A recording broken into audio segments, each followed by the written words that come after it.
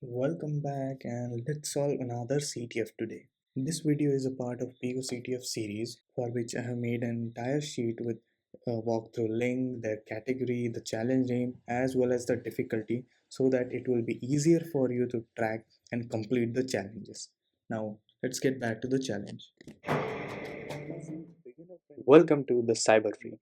Stay secure and keep hacking. For those who are new, we are continuing with our medium difficulty forensics problem. So if you haven't watched the previous videos of the forensic series, you can see the link to the playlist in the description as well as in the card. So kindly go watch that and then come back here because we will be following a checklist which will be helpful throughout the forensic series. So today we will be covering packets primer. So we can download the packet capture file, and typically we have observed that forensic does not have any meaningful information as such yet. So let's hop on. You can see that this is a pcap file. So as per checklist we have to go and let's see a typical capture file strings.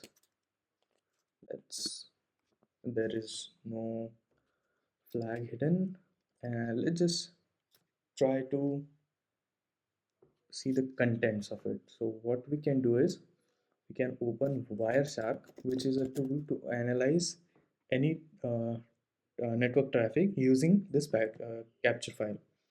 What I will do is, so we'll go here, we'll open this with Wireshark, and let's just check what all data has. So a quick tutorial to use Wireshark. So here are all the packets which are sent or received in the a network and which has been provided in the capture file. Here we can see what all protocols are being used, what all ports being used, sequence, length of the packet, and here all the content which you can see. So most the network packets are typically segmented, so we can just go around and check for each packet. So just using this, we can see there is a text picoCTF this. So what we can do is we can just copy this and we can go to Firefox. There are various tools on CyberChef which are very useful.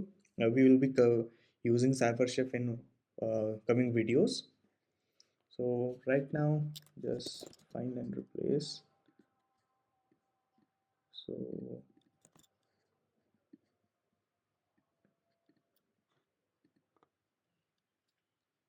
So maybe see that like we will have to clear out all this.